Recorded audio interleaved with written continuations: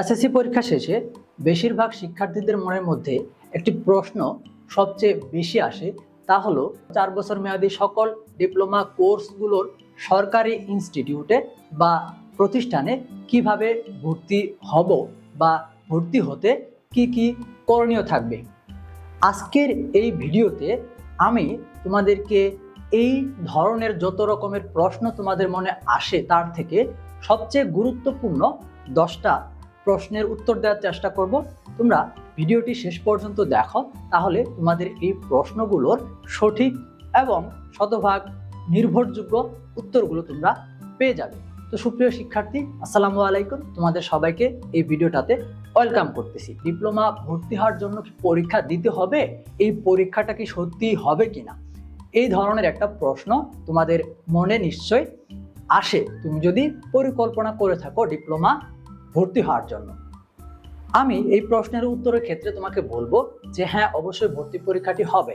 কারণ গত সেশনের যে তোমাদের নতুন নিয়ম অনুযায়ী ভর্তির জন্য যে নিয়মটা প্রকাশ করা হয়েছে, সেখানে বলা হয়েছে যে ভর্তি পরীক্ষায় অংশগ্রহণের মাধ্যমে মেধা তালিকার ভিত্তিতে, তো এই ক্ষেত্রে তোমাকে ভর্তি পরীক্ষায় অংশগ্রহণ করে তোমাকে স্কোর করতে হবে এবং ওই স্কোরের ভিত্তিতে যারা ভালো করবে, অর্থাৎ স্কোরের ভিত্তিতে যারা অ্যালাউড হবে, তারাই শুধুমাত্র সরকারি পলিটেকনিক ইনস্টিটিউটগুলোতে ভর্তি হওয়ার সুযোগ পাবে। এরপর তোমাদের যে প্রশ্নটি হলো, এই ভর্তি পরীক্ষার জন্য কারা আবেদন করতে পারবে। এটা খুবই সিম্পল। তোমরা যারা এই ভিডিওটা দেখতেছো, আমি আশা করি তোমরা বেশিরভাগ শিক্ষার্থী হচ্ছ 2026 সনের এসএসসি পরীক্ষা শেষ করা যে ব্যাচ, সেই ব্যাচটি। তো তোমরা তো অবশ্যই এই ভর্তি পরীক্ষার জন্য বিবেচিত। সেক্ষেত্রে তোমাদের যে রেজাল্টটা হবে এসএসসির, সেই রেজাল্টের জিপিএর উপর ভিত্তি করে একটা মিনিমাম কোয়ালিফিকেশন থাকবে। তোমাদের গত সেশনে এই যে মিনিমাম জিপিএর ব্যাপারটা, সেই জিপিএর ব্যাপারটা থেকে আমি তোমাদেরকে আজকের এই ভিডিওটাতে একটা আইডিয়া দিব যে তোমাদের জিপিএর এই ব্যাপারটা কিভাবে হচ্ছে মিনিমাম জিপিএ নির্ধারণ করা হয়েছিল বা কত জিপিএ পেতে হবে, এটা আমি বলতেছি। তবে আমি এখানে আর কি ক্লিয়ার করি যে এই প্রশ্নের অ্যান্সারের ক্ষেত্রে তোমরা যারা এসএসসি বা সমমান লেভেলের পরীক্ষার্থী আছো, তাদের জন্য হচ্ছে এই বিষয়টা। এক্ষেত্রে গত সেশনের প্রকাশিত সার্কুলার অনুযায়ী বা প্রচলিত নিয়ম অনুযায়ী তোমাদের বর্তমান সেশন, অর্থাৎ এই যে ডিপ্লোমা 2026-27 সেশনে ভর্তির জন্য, অর্থাৎ যখন যে সেশনটা চলমান থাকবে সেই সেশনের জন্য এসএসসি এর লাস্ট 3টি ব্যাচ আবেদন করার সুযোগ পাবে। এক্ষেত্রে তোমাদের যেহেতু এটা চলতি বছর অর্থাৎ 26 সেশনের জন্য প্রেজেন্ট, তাহলে আমি যদি লাস্ট 3টা সেশনের কথা বলি, তাহলে সেটা দাঁড়াবে যে 2024, 25 এবং 26 এই 3টি ব্যাচ। এই 3টি ব্যাচ হচ্ছে মূলত সরকারি প্রতিষ্ঠানে ভর্তি পরীক্ষার জন্য যে আবেদনটা, সেই আবেদনের জন্য যোগ্য বলে সাধারণভাবে বিবেচিত হবে। এরপর তোমাদের মনের মধ্যে যে প্রশ্নটি স্বাভাবিকভাবে আসে, তা হলো ভর্তির আবেদনের যোগ্যতার ক্ষেত্রে যে মিনিমাম জিপিএ কথা বলেছিলাম, সেটা অর্থাৎ তোমার জিপিএ যদি কম হয়, ঠিক আছে, বা তোমার জিপিএটা কেমন থাকতে হবে। তো ভর্তি পরীক্ষার গত সেশনের নিয়ম অনুযায়ী প্রথম যে বিজ্ঞপ্তিটি প্রকাশ করা হয়েছিল, সেই বিজ্ঞপ্তিতে মিনিমাম রিকোয়ারমেন্ট অর্থাৎ জিপিএ মিনিমাম রিকোয়ারমেন্ট দেওয়া ছিল হচ্ছে তোমার টোটাল জিপিএ, যেটা হচ্ছে সর্বোচ্চ 5 পেতে পারে একজন শিক্ষার্থী, জিপিএ 5। তো সেই অনুযায়ী জিপিএ 3 ছিল হচ্ছে তোমাদের মিনিমাম রিকোয়ারমেন্ট। তবে এই মিনিমাম রিকোয়ারমেন্টটাকে ভর্তি পরীক্ষার আবেদনের যে লাস্ট পর্যায়ে থাকে আর কি, একটা নির্দিষ্ট ডেট থাকে যে এত তারিখ থেকে এত তারিখের মধ্যে আবেদন করতে পারবে। তো একদম শেষের দিকে গিয়ে এই নোটিশটা হচ্ছে, এই সম্পর্কে আরেকটা নোটিশ দেওয়া হয়েছিল যে মিনিমাম রিকোয়ারমেন্টটা 3 পয়েন্ট যেটা ছিল সেটাকে হচ্ছে কমিয়ে জিপিএ 2 পয়েন্ট করা হয়েছিল। অর্থাৎ একজন শিক্ষার্থী এসএসসি পরীক্ষার পর সে যদি সর্বমোট জিপিএ 3 পয়েন্ট না অর্থাৎ 2 পয়েন্টও পায়, তাহলেও সে হচ্ছে আবেদনের জন্য বিবেচিত হবে। এটা আমরা হচ্ছে আমাদের অফিসিয়াল ভাবে বোর্ড কর্তৃক যখন এই যে 2026-27 সেশনের জন্য একটা চূড়ান্ত সার্কুলার দেওয়া হবে, সেখানে থেকে জেনে আমরা নিশ্চিত হতে পারবো। কেমন? আবার এখানে আমরা হচ্ছে আরেকটা বিষয় তোমাদেরকে বলে রাখি, সেটা হচ্ছে তুমি এসএসসিতে যে হচ্ছে তোমাদের গণিত বিষয়টা থাকে, সাধারণ গণিত, তো এই সাধারণ গণিতে তোমার একটা মিনিমাম জিপিএ তোমাকে পেতে হবে, ঠিক আছে। আমরা প্রত্যেকটা সাবজেক্টের উপর ভিত্তি করে একটা জিপিএ আমাদের কাউন্ট হয় রেজাল্টের ক্ষেত্রে। তুমি যখন রেজাল্টটা দেখবা তখন দেখা যাবে সেটা। তো ওইখানে তোমাকে গণিতে, শুধুমাত্র গণিতের ক্ষেত্রে তোমাকে অবশ্যই কমপক্ষে 0.22 অর্থাৎ 2 পয়েন্ট তোমাকে পেতে হবে। তুমি যদি গণিতের 2 পয়েন্টের কম পাও তাহলে তুমি কিন্তু আসলে আবেদন করতে পারবে না। তোমার মিনিমাম ওই যে মোট জিপিএ এর পরিমাণ যতই হোক, ধরো তোমার মোট জিপিএ এর পরিমাণ কত, জিপিএ 3.5 বা ধরো হচ্ছে 4 পয়েন্ট, বাট তোমার গণিতে খুবই খারাপ হয়েছে, তুমি গণিতে হচ্ছে 2 পয়েন্টের কম পেয়ে গেছো, এরকম হলে তুমি কিন্তু আবেদনের জন্য বিবেচিত হবে না। আরেকটা ব্যাপার যেটা আমি বলতে চাই যে তোমার যদি জিপিএ কম হয়, ধরো একজন শিক্ষার্থী জিপিএ 5 পেয়েছে এবং তুমি পেয়েছো হচ্ছে জিপিএ 4 বা 4.5 অথবা তুমি পেয়েছো 3 পয়েন্ট, তো এখানে তোমার জিপিএ কম, এক্ষেত্রে তোমার চান্স পাওয়ার সম্ভাবনা কতটুকু? এখানে আমি বলে রাখি, তোমাদের মান বন্টনের ক্ষেত্রে যে বিষয়টা নির্ধারিত হবে তা হচ্ছে সর্বমোট 100 এর উপর, যেখানে অর্থাৎ মেধা তালিকাটা তৈরি হবে আর কি 100 নম্বরের উপর ভিত্তি করে। এখানে তুমি 70 নম্বরের জন্য হচ্ছে এমসিকিউ পরীক্ষা দিবা, যেটা হচ্ছে ভর্তি পরীক্ষা হবে। 70টা এমসিকিউ এর জন্য তোমাকে 70 নম্বর নির্ধারিত করা হবে এবং বাকি যে 30 নম্বর এইটা হচ্ছে তোমার প্রাপ্ত, অর্থাৎ এসএসসি তে প্রাপ্ত জিপিএ এর উপর ডিপেন্ড করবে, শুধুমাত্র 30। তো এখানে ধরো হিসাবটা কিভাবে হবে, কেউ যদি জিপিএ 5 পায় তাহলে হচ্ছে ওই জিপিএ 5 ইন্টু 6 দ্বারা গুণ করলে 5 6 30, এটা হবে তার 30 এর মধ্যে ওই জিপিএ এর নম্বর। কেউ যদি 4 পায় তাহলে 4 6 24, অর্থাৎ 30 এ সে 24 পেল। কেউ যদি 3 পয়েন্ট পায় তাহলে হচ্ছে 3 6 18, সে হচ্ছে ওই 30 এর মধ্যে 18 পাবে। তো দেখো এই মার্কটা কিন্তু আসলে তোমার এই 30টাকে হচ্ছে কি করতেছে, ক্যারি করতেছে, কিন্তু তোমার ওই যে 70 মার্ক, ধরো একজন জিপিএ 5 কোনোভাবে পেয়ে গেছে, তার জিপিএ 5 পাওয়ার কথা না, বা একজন জিপিএ 5 পাওয়া শিক্ষার্থী 30-এ 30 পাইছে, বাট সে 70 এর মধ্যে, অর্থাৎ যেটা ভর্তি পরীক্ষার জন্য নির্ধারিত 70টা এমসিকিউ ছিল, সেইখানে সে যদি খারাপ করে, ধরো সে হচ্ছে সেখানে 40 পেয়েছে 70 এর মধ্যে, ওকে। এখন তুমি হচ্ছে জিপিএ তে 40 পেয়েছে সে, তাহলে এবং হচ্ছে জিপিএ তার হচ্ছে জিপিএ এর জন্য যে 30, সে 30-এ 30 পাইছে, যেহেতু জিপিএ 5 ছিল, তাহলে 40 এবং 30 সে টোটাল কত পাইছে, 40 50 60 70, সে 100-তে 70 পেয়েছে সর্বমোট।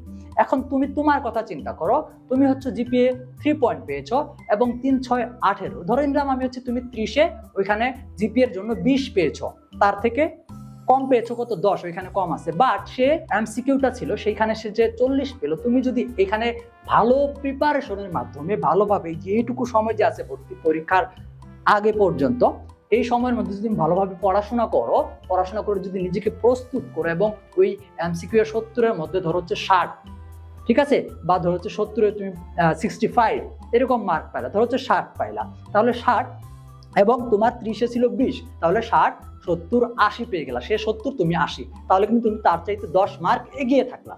তাহলে দেখো এখানে কিন্তু জিপিএ কম পাওয়া সত্ত্বেও তার চেয়ে ভালো প্রস্তুতি এবং প্রিপারেশন, এই প্রিপারেশনটাকে শক্তিশালী করার ফলে কিন্তু তার চেয়ে তুমি নম্বর বেশি পেলা, অর্থাৎ মেধা তালিকায়, ভর্তি পরীক্ষার মেধা তালিকায় নিজেকে এগিয়ে রাখতে পারলাম, তাহলে কিন্তু তার চেয়ে তোমার চান্স পাওয়ার সম্ভাবনা বা তোমার চান্স পাওয়ার যে নিশ্চয়তাটা, এটা কিন্তু শতভাগ নিশ্চিত হয়ে গেল। জিপিএ কম পাওয়ার পরও তুমি কিভাবে ভালো করতে পারো বা তোমার চান্সটাকে নিশ্চিত করতে পারো একজন জিপিএ 5 পাওয়া শিক্ষার্থীর চাইতে। তো এখানে জিপিএটা যে কৃতিত্বটা বা জিপিএটা যেভাবে সহযোগিতা করে সেটা কিন্তু খুবই সামান্য, তবে ওই যে 70 মার্কের এমসিকিউ, এটাই কিন্তু মূল ভিত্তি তোমার ভর্তি পরীক্ষার মেধা তালিকার ক্ষেত্রে। আশা করি বিষয়টা বুঝতে পারছো। এরপর তোমাদের মনের মধ্যে যে প্রশ্নটা আসে সেটা হচ্ছে যে কোন বই বা আমরা কোন সিলেবাস ফলো করে আমাদের এই ভর্তি পরীক্ষার জন্য প্রিপারেশন নিব, অর্থাৎ এই যে এমসিকিউ গুলা যে হবে 70 মার্কের 70 নম্বরের জন্য, এই 70টা এমসিকিউ কোন কোন বিষয়ের উপর হবে এবং এটা আমরা কোথায় থেকে পড়বো, আমাদের সিলেবাস কি। তো এই যে তোমাদের বিষয়গুলো আমি একটু বলি, এই 70 মার্কের যে এমসিকিউ হবে, এখানে তোমাদের টোটাল 5টা ক্যাটাগরির সাবজেক্ট থাকবে। 5টা ক্যাটাগরির প্রথম যে ক্যাটাগরিটা সেটা হচ্ছে বাংলা, দ্বিতীয় ক্যাটাগরিটা হচ্ছে ইংরেজি, 3 নম্বর ক্যাটাগরিটা হচ্ছে কি তোমাদের বিজ্ঞান, বিজ্ঞানের মধ্যে রয়েছে পদার্থ এবং রসায়ন। তোমাদের 4র্থ নম্বর ক্যাটাগরি যেটা, সেটা হচ্ছে গণিত। যেখানে তোমরা গণিতের মধ্যেই হচ্ছে সবচেয়ে বেশি মার্ক থাকবে, তো এটা আমি আলোচনা করতেছি।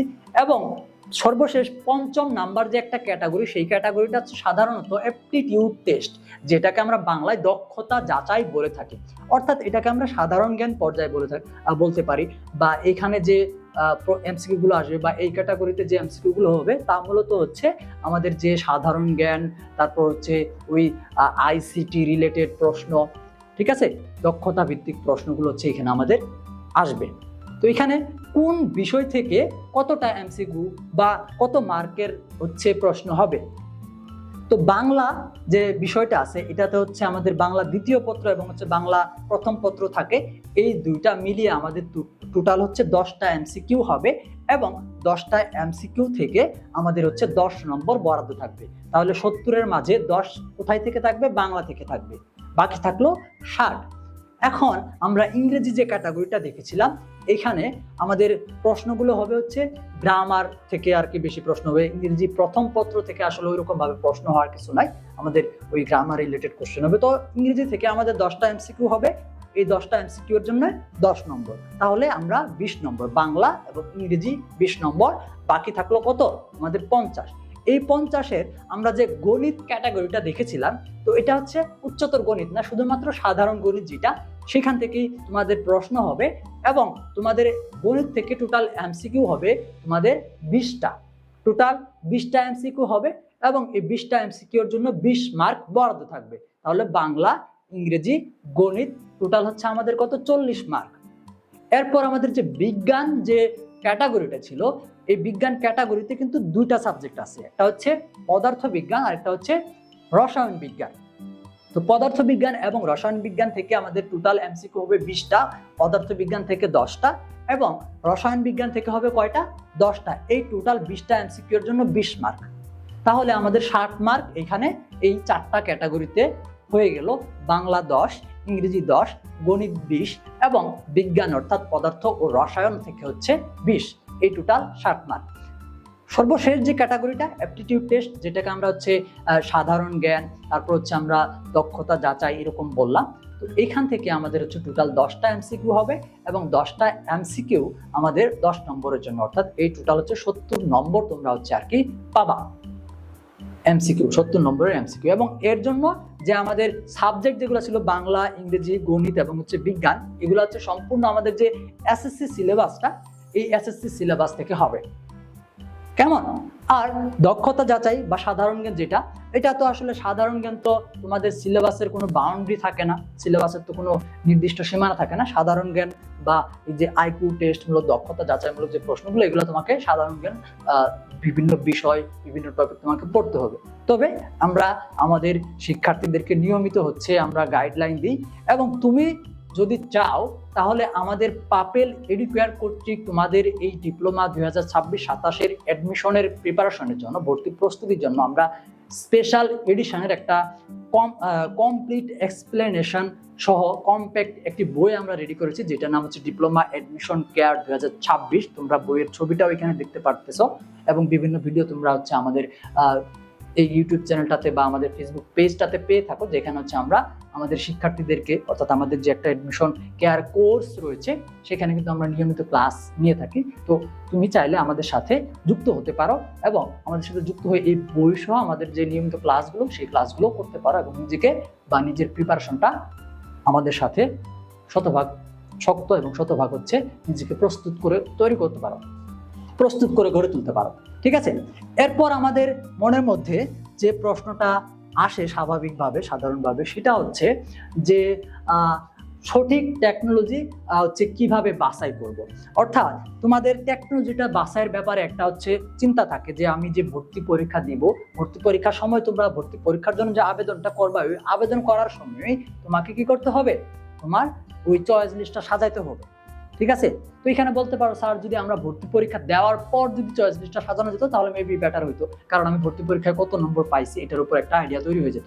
কিন্তু নিয়মটা এরকম না, তোমাকে ভর্তি পরীক্ষার জন্য আবেদন যখন করবা তখনই হচ্ছে তোমার এই টেকনোলজি এবং হচ্ছে তোমার কি ইনস্টিটিউট বাছাই করে দিতে হবে। এক্ষেত্রে সবসময় শিক্ষার্থীরা হচ্ছে সিভিল, ইলেকট্রিক্যাল, কম্পিউটার, মেকানিক্যাল এই ধরনের যে আসলে ওই একটা প্রচলিত একটা যে চাহিদা, এই চাহিদার উপর ভিত্তি করে গণহারে সবাই এই ধরনের টেকনোলজি বাছাই করো। আমি এই ক্ষেত্রে তোমাকে বলবো যে এইভাবে আসলে টেকনোলজি বাছাই করে না বা করা হয় না, করা উচিত না।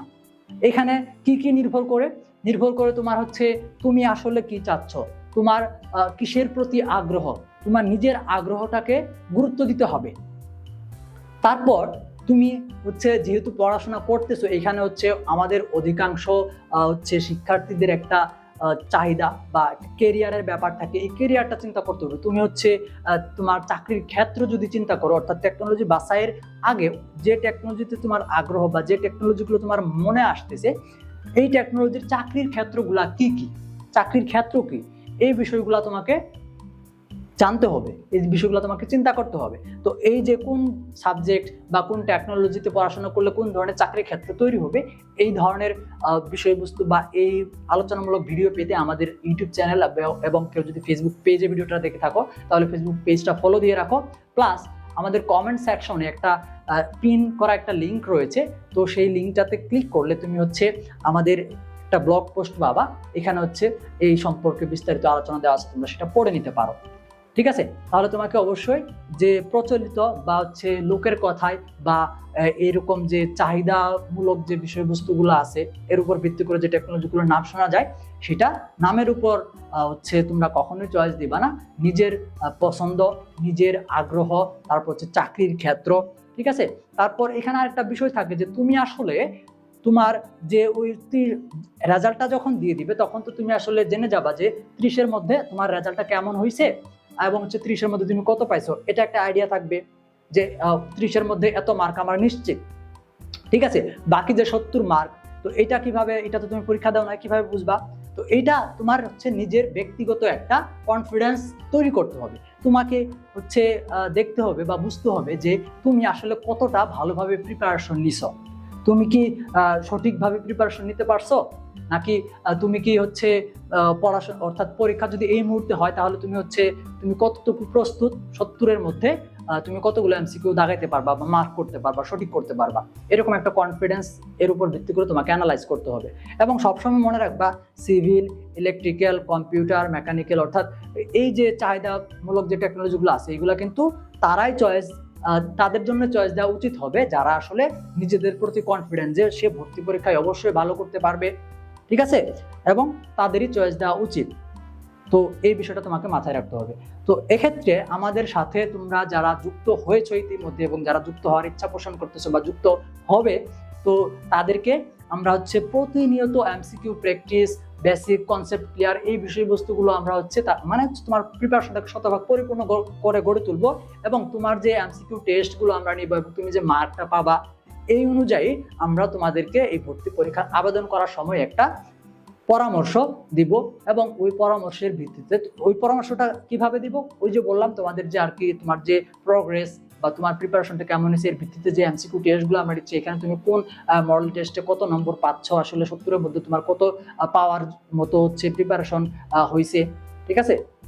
তো এর উপর ভিত্তি করে তোমার একটা চয়েস লিস্টের পর একটা পরামর্শ বা অ্যাডভাইস আমরা তোমাদেরকে দিব, সেইভাবে তুমি হচ্ছে তোমার টেকনোলজি এবং ইনস্টিটিউটটা বাছাই করতে তোমার জন্য সহজ হবে। এবং এই টেকনোলজি এবং ইনস্টিটিউট বাছাইটাই একজন শিক্ষার্থীর ক্ষেত্রে যে ইনস্টিটিউটে চান্স পাওয়ার ব্যাপারটা নিশ্চিত করে। দেখা যায় যে ঢাকা পলিটেকনিকের ধরো সিভিল তো একটা চাহিদামূলক, মানে হচ্ছে খুবই চাহিদা সম্পন্ন একটা technology, plus Dhaka polytechnic institute তো দেশের বিভাগীয় একটা পলিটেকনিক ইনস্টিটিউট এবং হচ্ছে রাজধানী, এবং হচ্ছে এটা অন্যতম সেরা একটা পলিটেকনিক ইনস্টিটিউট, সবার ইচ্ছা আগ্রহ এখানে থাকে, প্রথম ইচ্ছা আগ্রহ। তো এখানে ভালো শিক্ষার্থীরা যারা আছে তারা তো এখানে চয়েস দিবে এই টেকনোলজিগুলো এবং সবারই একটা ইচ্ছা থাকবে এটাকে প্রথমে রাখা। দেখা যাবে যে যতগুলা সিট আছে, তো এখানে কোন ইনস্টিটিউটে কোন টেকনোলজিতে কতগুলা সিট আছে, তো এই সম্পর্কিত আইডিয়াও তোমাদেরকে রাখতে হবে। তো এটার জন্য আমাদের কমেন্ট সেকশন একটা গ্রুপ দেওয়া আছে, ওই গ্রুপের লিঙ্কে ক্লিক করে তোমরা হচ্ছে আমাদের এই ফেসবুক গ্রুপটাতে জয়েন হয়ে যাও, তাহলে তুমি হচ্ছে আমাদের যে রিসেন্ট পোস্টগুলো এবং নিয়মিত পোস্টের মাধ্যমে কোন ইনস্টিটিউটে কোন শিফটে কতগুলো সিট আছে এই সম্পর্কিত বিস্তারিত তথ্য দেওয়া হয়। প্লাস ভর্তি পরীক্ষার ব্যাপারে কোনো আপডেট বা সর্বশেষ যে আপডেটগুলো আছে সেগুলো হচ্ছে প্রতিনিয়ত গ্রুপে জানানো হচ্ছে। তো এই গ্রুপটাতে, এবং তুমি তোমার কিছু জানার আগ্রহ থাকলে তুমি গ্রুপটাতে পোস্ট করতে পারো, জানতে পারবা। তো এই গ্রুপটাতে জয়েন হয়ে যাও, যেটা হচ্ছে ডিপ্লোমা অ্যাডমিশন হেল্পলাইন নামে যে গ্রুপটা আছে সেটা। ওকে, তো আমি যে বিষয়টা বলতেছিলাম তা হলো যে তুমি এখানে যদি চয়েস দাও, ধরো হচ্ছে আমাদের ঢাকা পলিটেকনিকের ক্ষেত্রে হচ্ছে ধরো 400টা সিট আছে সিভিলে 200 মিলায়। তো এখানে হচ্ছে যারা ধরো চয়েস দিচ্ছে হচ্ছে 1000 জন শিক্ষার্থী, বা হচ্ছে 2000, বা হচ্ছে ধরো 5000 জন শিক্ষার্থী। তো সবাই তো চান্স পাবে না, চান্স পাবে কতজন? এখানে চান্স পাবে হচ্ছে 400 জন সর্বোচ্চ সাপোজ। তাহলে এখানে ওই যে 5000 জন শিক্ষার্থী ধরো মেধা তালিকায় হচ্ছে, অর্থাৎ মেধা তালিকার সর্বনিম্ন মার্ক অনুযায়ী 4000 শিক্ষার্থী উত্তীর্ণ হয়েছে, ঠিক আছে, যারা সবাই হচ্ছে আবেদন করছে, কিন্তু তাদের পছন্দের প্রথম লিস্টে কি আছে, ওই যে ঢাকা পলিটেকনিকের আছে। তো এখানে ধরো হচ্ছে প্রথম 400 জন যারা ওই চয়েস দেওয়া, প্রথম 400 জন যারা আছে সর্বোচ্চ মার্ক পাইছে তারাই শুধুমাত্র চান্স পাবে। এর মধ্যে এরকম দেখা যাবে অনেকেই হচ্ছে ওই 400 জনের মধ্যে দেখা যাবে যে 50 জন প্রায় হচ্ছে সমান সমান রেজাল্ট করছে, বা খুব কম পার্থক্য হয়েছে। তো ওই সমান সমান হওয়ার ফলে বা কম হওয়ার ফলেও কিন্তু তোমার একটা হচ্ছে ভালো ফলাফল হওয়ার পরও কিন্তু তোমার ওই সিটের সংখ্যার অনুসারে কিন্তু তোমার চান্সটা হবে না। এক্ষেত্রে দেখা যাবে তুমি হয়তো ঢাকা পলিটেকনিকের সিভিলটা না পেয়ে হয়তো অন্য আরেকটা ভালো পলিটেকনিকের সিভিল পেতে পারতা, ঠিক আছে। তো এক্ষেত্রে তুমি কিন্তু ওই ঢাকা পলিটেকনিকের সিভিলে বা সিভিলটা যদি মানে ঢাকা পলিটেকনিকে আর চান্স পাওয়ার একটা ব্যাপার যে থাকা কথা ছিল সেটা কিন্তু হইলো না, ঠিক আছে। এই ব্যাপারটা আর কি তোমাকে খেয়াল রাখতে হবে। এই বিষয়গুলো তোমাদেরকে আমরা আর কি পরামর্শ দেওয়ার চেষ্টা করবো আবেদন করার সময়, ঠিক আছে। এরপর তোমাদের যে প্রশ্নটা মনে জাগে তা হলো সরকারি নাকি বেসরকারি, একটা হচ্ছে যদি আমি তুলনামূলক আলোচনা করি, তো সরকারি পলিটেকনিকটাই তোমার হচ্ছে প্রথম পছন্দ হচ্ছে রাখতে হবে। তুমি যদি 2026 সেশনের শিক্ষার্থী হয়ে থাকো, এসএসসি পরীক্ষার্থী হয়ে থাকো, তাহলে তোমার প্রথম পছন্দ সরকারি পলিটেকনিক ইনস্টিটিউটটাই হতে হবে, ঠিক আছে। বিশেষ করে যারা হচ্ছে 2024, 25 এবং 26 সনের এসএসসি ব্যাচ আছে তাদের ক্ষেত্রে। এবং তোমরা যদি কেউ 2024-এর আগের সেশনের শিক্ষার্থী হয়ে থাকো এবং তোমাদের যদি ডিপ্লোমা ভর্তি হওয়ার ইচ্ছা থাকে, তাহলে সেক্ষেত্রে তোমাদের জন্য গত বছরের নিয়ম অনুসারে, অর্থাৎ সাধারণ নিয়ম অনুসারে তোমাদের ভর্তি পরীক্ষায় আবেদন করার কোনো সুযোগ নাই। এক্ষেত্রে তোমাদেরকে বেসরকারিটা বাছাই করে নিতে হবে। তবে বেসরকারি এর ক্ষেত্রে তোমাদের ভর্তি পরীক্ষা দিতে হবে না, তোমরা সরাসরি ইনস্টিটিউটে গিয়ে ভর্তি হওয়ার সুযোগ পাবা। তোমাদের সবার জন্য আর কি এই বিষয়টা প্রযোজ্য, তোমরা হচ্ছে ইনস্টিটিউটে সরাসরি ভর্তি হতে পারবা, ঠিক আছে। তবে বেসরকারি পলিটেকনিক যদি তোমরা বাছাই করো, তাহলে সেই ক্ষেত্রে তোমাদেরকে আমি কয়েকটা বিষয় বলি যে কিভাবে আসলে বেসরকারি পলিটেকনিক বাছাই করবা, কোন বেসরকারি পলিটেকনিকে ভর্তি হবা।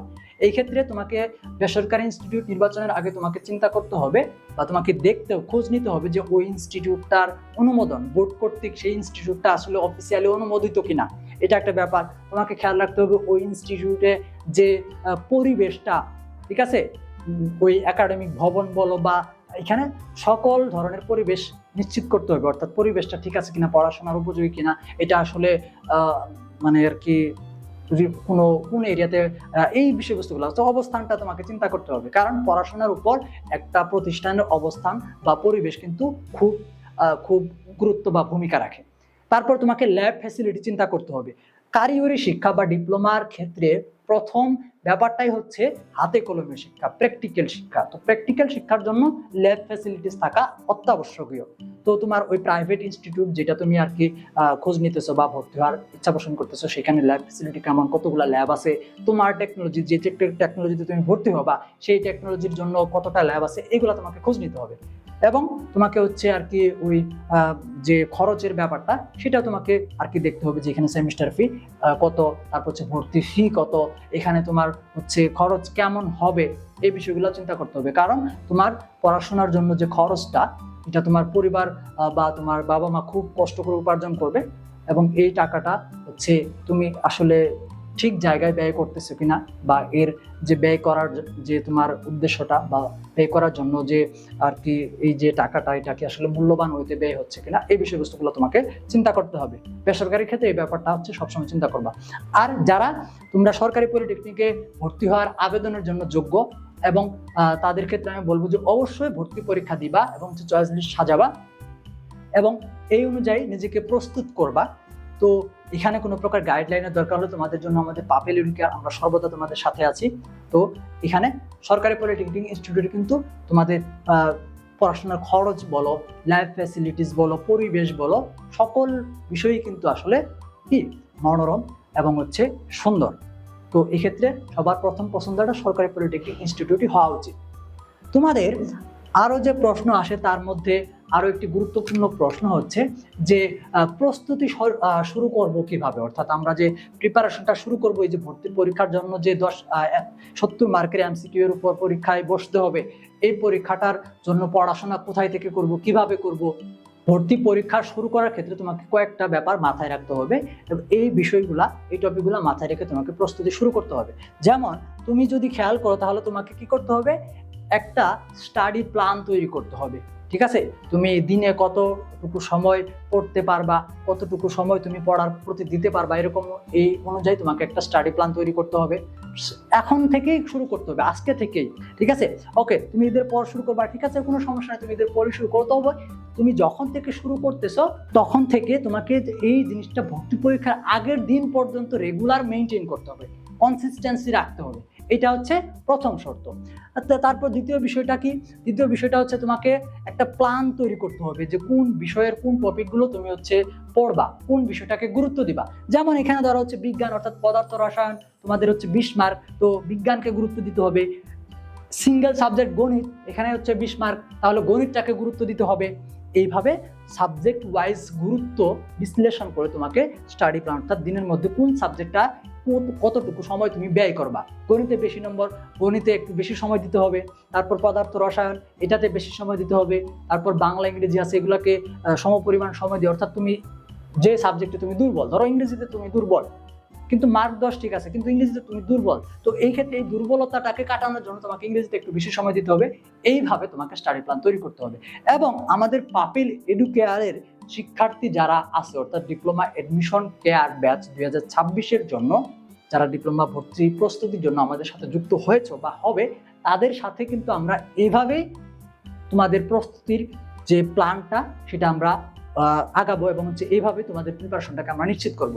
তোমরা এখানে আমাদের সাথে যারা যুক্ত হও তারা হচ্ছে বিভিন্ন ক্যাটাগরির শিক্ষার্থী, সর্বোচ্চ ভালো, মধ্যম, তারপর হচ্ছে একটু কম ভালো। ঠিক আছে, সবাই তো একই ক্যাটাগরি না, তো তোমাদের এই ক্যাটাগরি ওয়াইজ যার যেভাবে প্রিপারেশন নেওয়া উচিত হবে সেই অনুযায়ী আমরা ক্যাটাগরি ভাগ করে তোমাদের হচ্ছে ক্লাসের ব্যবস্থা রাখবো। এবং তোমাকে প্রতিনিয়ত এমসিকিউ প্র্যাকটিস করতে হবে। অর্থাৎ তোমরা যারা দেখো এসএসসি ভোকেশনাল থেকে আসো তারা কিন্তু এর আগে এমসিকিউ পরীক্ষা বা এমসিকিউ এর সাথে পরিচিত না, সেই ক্ষেত্রে তোমাদের উচিত হবে রেগুলার, অর্থাৎ জেনারেল থেকে যারা আছে তারা তো হচ্ছে এমসিকিউ সম্পর্কে জানে বা এমসিকিউ সম্পর্কে তাদের ধারণা আছে, তাদের জন্য তুলনামূলকভাবে একটু কি হবে, ইজি হবে বা সহজ হবে।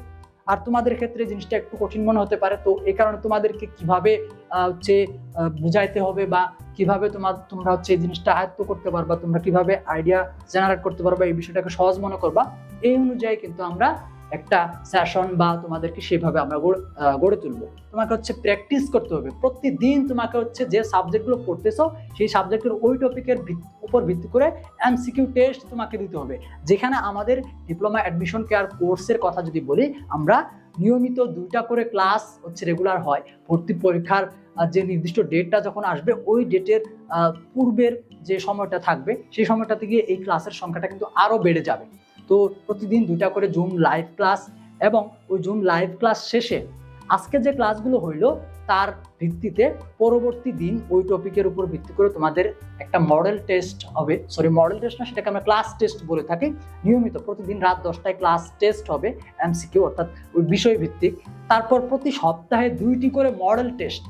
সব সাপ্তাহিক যে ক্লাসগুলো হয় সেই ক্লাস অনুযায়ী সেই টপিক, বিশেষ করে সেই টপিকগুলোর উপর ভিত্তি করে তোমাদের একদম ভর্তি পরীক্ষার আলোকে 70 নম্বরের মডেল টেস্ট নেওয়া হয়, যেটা সপ্তাহে 2টা করে মডেল টেস্ট নেওয়া হয়। তো এই মডেল টেস্ট তোমরা দিবা, তো যত এমসিকিউ প্র্যাকটিস হবে তত কিন্তু তোমার ভর্তি পরীক্ষার জন্য নিজের যে প্রস্তুতিটা সেটা কিন্তু বৃদ্ধি পাবে। এভাবে আমরা তোমাদেরকে গড়ে তুলবো ভর্তি পরীক্ষায় ভালো নম্বর পেয়ে দেশের সেরা পলিটেকনিক ইনস্টিটিউটে সেরা টেকনোলজিতে নিজের চান্সটা বা নিজের ভর্তি হওয়ার যে শতভাগ নিশ্চয়তাটা সেটা কিন্তু নিশ্চিত করতে পারবা। ঠিক আছে, তো এই ধরনের প্রশ্নগুলোই মূলত আমাদের শিক্ষার্থীদের মধ্যে আসে। তো এই বিষয়বস্তুগুলো তোমাদেরকে চিন্তা করতে হবে, মাথায় রাখতে হবে। আমি সর্বশেষ তোমাদের সাথে বিদায় নিব আজকের এই ভিডিওতে। তো আমরা আজকের এই ভিডিও থেকে যা কিছু জানলাম এর বাইরেও তোমাদের আরো অনেক কোশ্চেন্স আছে আমি জানি। তো এই অনুযায়ী আমরা তোমাদের পরবর্তী আরো ভিডিও দেওয়ার চেষ্টা করব, এবং তোমার এই মুহূর্তে যে প্রশ্নটা মনের মধ্যে আসতেছে সেই প্রশ্নটা তুমি কমেন্টে লিখে ফেলো। আমরা কমেন্ট দেখে পরবর্তী আরেকটা ভিডিওতে এই প্রশ্নগুলো থেকে আমরা তোমাদের জন্য ভিডিও তৈরি করব, বা সরাসরি তোমাদেরকে কমেন্টে রিপ্লাই দিব, অথবা আমাদের যে ফেসবুক গ্রুপের কথা বললাম, যে লিঙ্কটা তোমরা পিন কমেন্টে পেয়ে যাবা, সেই ফেসবুক গ্রুপটাতে যুক্ত হয়ে যাও, ডিপ্লোমা অ্যাডমিশন হেল্পলাইন ফেসবুক গ্রুপটাতে। সেখানে তুমি এই ডিপ্লোমা ভর্তি বিষয়ে যত আপডেট আছে সব আপডেটগুলো তুমি সবার আগে গ্রুপটা থেকে পেয়ে যাবা। প্লাস আমাদের ফেসবুক পেজের লিঙ্ক দেওয়া আছে, সেই পেজটাতে তুমি ফলো দিয়ে রাখতে পারো, বা পেজটা তুমি আর কি দেখে রাখতে পারো। পেজেও আমরা সবসময় আপডেট দিই, এবং আমরা যদি কোনো লাইভ ফ্রি ক্লাস তোমাদের জন্য রাখি তাহলে সেটা পেজে রাখবো, সেখান থেকে তোমরা দেখতে পারবে। এবং আমরা নিয়মিত আমাদের ইউটিউব চ্যানেলেও বিভিন্ন সময় ফ্রি ক্লাসের ভিডিও দিয়ে থাকি, সেগুলোও তোমরা দেখতে পারো। আমাদের যে প্লে লিস্টটা এখানে আছে, তো আই বাটনে ক্লিক করে প্লে লিস্টগুলো দেখে তুমি আগের ভিডিওগুলো যাচাই করে নিতে পারো। এর আগেও আমরা বিভিন্ন ভিডিওতে তোমাদেরকে বিভিন্ন তথ্য এবং প্রিপারেশন ক্লাসগুলো আমরা দিয়েছি। এবং আমাদের ডিপ্লোমা এডমিশন কেয়ার কোর্স, এবং আমরা এই ডিপ্লোমা এডমিশন কেয়ার কোর্সের সাথে যে বইটা প্রোভাইড করে থাকি, তো সেই বইটা, এটা ডিপ্লোমা এডমিশন কেয়ার 2026, যে বইয়ের ছবিটা এখানে আছে, তো এই বইটা এবং বইয়ের বিস্তারিত নিয়ে আমরা একটা ইতিমধ্যে ভিডিও দিয়েছি, যেটা আই বাটনে ক্লিক করে তোমরা ভিডিওটা দেখে নিতে পারো। তো এই কোর্সে যুক্ত হতে চাইলে, বা আমাদের এই কোর্সের মাধ্যমে নিজেকে শতভাগ প্রস্তুত করে গড়ে তোলার আগ্রহ তৈরি হয়ে থাকলে আমাদের সাথে যোগাযোগ করতে পারো। আমাদের সাথে যোগাযোগ করার জন্য তুমি স্ক্রিনে দেখানো হোয়াটসঅ্যাপ নম্বরে, অথবা আমাদের ফেসবুক পেজে যোগাযোগ করে, অথবা আমাদের যে পিন কমেন্ট আছে সেখানে আমাদের কোর্সের লিঙ্কটা দেওয়া থাকবে, আমাদের ওয়েবসাইটের লিঙ্ক দেওয়া থাকবে, এবং আমাদের অ্যান্ড্রয়েড অ্যাপসের লিঙ্কও দেওয়া থাকবে। সেখান থেকে সরাসরি তুমি তোমার এই ডিপ্লোমা এডমিশন কেয়ারের যে কোর্সটা রয়েছে সেটাতে ভর্তি হয়ে যেতে পারো। তো আজকের ভিডিওটা এই পর্যন্তই রাখতেছি। খুব শীঘ্রই আরও একটি নতুন এরকম তথ্যমূলক ভিডিও নিয়ে দেখা হবে। সবাই ভালো থাকো, সুস্থ থাকো, সবার সময় ভালো কাটুক। আল্লাহ হাফেজ।